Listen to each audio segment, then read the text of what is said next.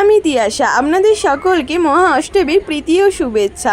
যেহেতু আমি ব্লগটা সপ্তমীর দিনই বানাচ্ছি, কিন্তু যখন ভিডিওটা পোস্ট করব তখন হয়তো অষ্টমী হয়ে যাবে, তো তাই বলা। আর এই যে আমরা বেরিয়ে পড়েছিলাম, বেরিয়ে গাড়িতে উঠে পড়েছিলাম, আর আমরা আজকে যাচ্ছি তমলুকে বর্গভীমা মন্দিরে।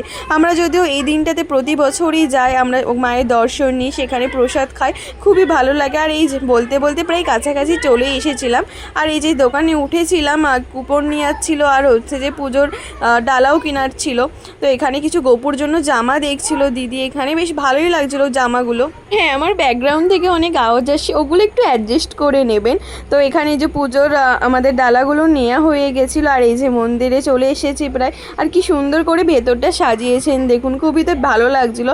আর এত ভিড় হয়েছিল জানেন তো, প্রথমের দিকে খুব ভিড় হয়েছিল, তারপরে 3টের দিক করে না একদমই ফাঁকা হয়ে গেছিলো। আর এই যে লাইনে দাঁড়িয়ে পড়েছিলাম, আর এরা তো লাইন দেখে যে বসে পড়েছে। তারপরে যে পুজো দেওয়া হয়ে গেছিলো, আমরা একটু প্রসাদ খেয়ে নিয়েছিলাম। আর এই যে এনার দেখুন, এনার তো দুষ্টুমির শেষ নেই, ইনি এখানে এসেও দুষ্টুমি করছে। আর তারপর মায়ের কাছে ফাঁকা দেখে মায়ের কিছু ফটো আর ভিডিও বানিয়ে নিলাম। আর এই যে তারপর একটু রাধামণিতে গেছিলাম, কিছু কেনাকাটার করা ছিল। আর এই যে এনারা দেখুন, সে সকাল থেকে বেরিয়েছে দেখে টায়ার্ড হয়ে কোথায় বসে আছে। আর আজ যেহেতু অপুর বার্থডে ছিল, তো বাড়ি ফিরে একটু ওর বার্থডে সেলিব্রেশন করা হয়েছিল। তো চলুন ব্লগটা এখানেই শেষ করলাম।